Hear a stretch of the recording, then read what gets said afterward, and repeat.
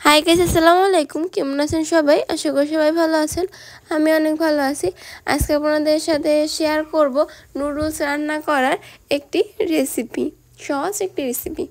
তার জন্য এই নুডলসটা রান্না করার জন্য কী উপকরণ লাগে চলুন তাহলে দেখে আসি। তার জন্য এখানে নিয়ে নিয়েছি পেঁয়াজ, কাঁচামরিচ, পাতাকপি, গাজর, তারপর একটা ম্যাগি মশলা আর হচ্ছে হসপাতা, চিংড়ি মাছ। এনে একটা কড়াই দিয়ে দিলাম চুলার উপরে। তারপর হচ্ছে আমি তেলটা গরম করে নিয়েছি। তারপর পেস্টটা এখন ভেজে নিব।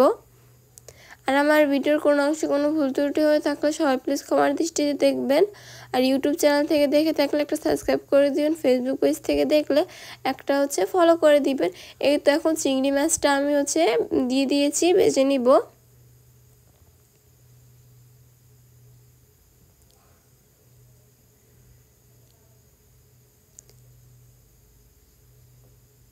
এই তো তারপর হচ্ছে লবণ দিয়ে দিলাম।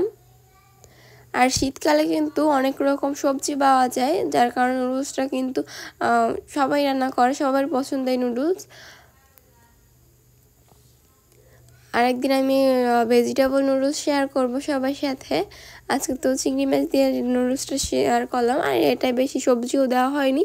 এতে এখন গাজর দিয়ে দিলাম।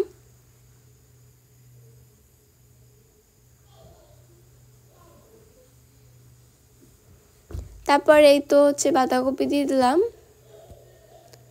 কাঁচামরিচ, হসপাতা,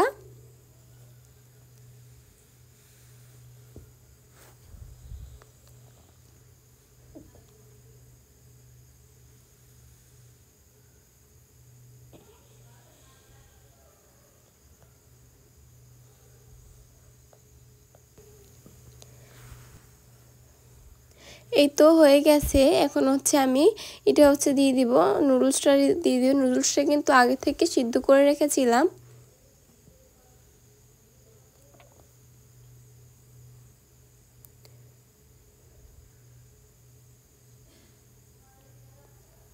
আর সিদ্ধ করার পর একটু সয়াবিন তেল দিয়ে দিবেন, যাতে নুডলসটা একদম ঝুরঝুরে থাকে।